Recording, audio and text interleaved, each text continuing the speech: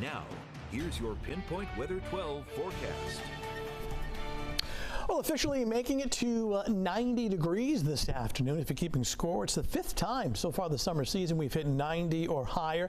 And again, these hot temperatures are very location dependent, not nearly as hot across southern areas and along the South Shore. Upper 80s right now to low 90s in Providence. Of course, not just the heat, it is the humidity, and the combination of both, and you've heard this many times, it makes the air temperature feel hotter, and that's called the heat index. So the beach, the place to be, and while it's certainly warm, very humid at the beach, it's not as hot. And the water temperature obviously is cool in the lower 70s. I'll step out of the way. You got a decent crowd down at Narragansett Town Beach.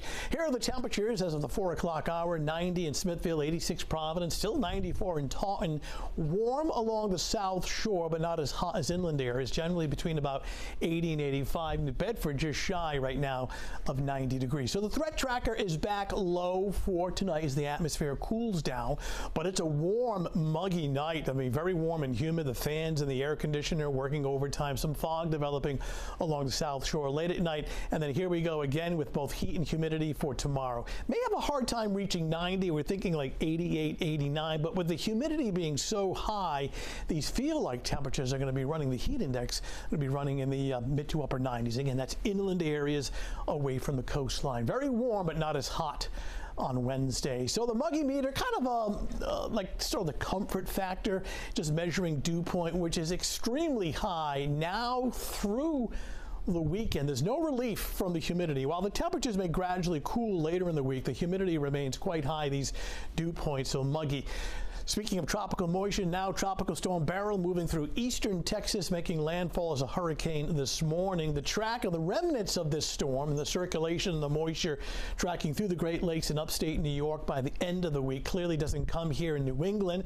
But some of this tropical moisture may help to enhance at least some scattered showers and some thunder towards the end of the week. We'll see that in the 7-day forecast. So that is Beryl right there.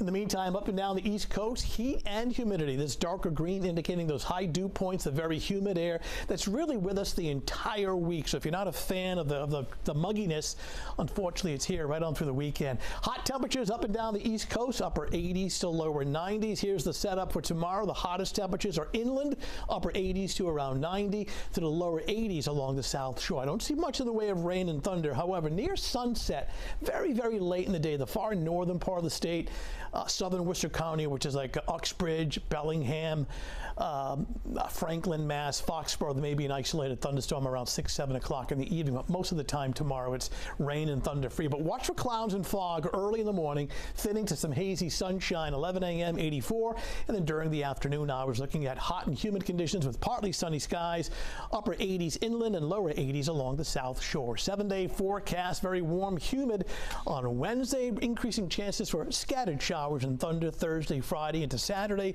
with temperatures in the mid 80s and still humid. All right, Tony, thank you. Still to come on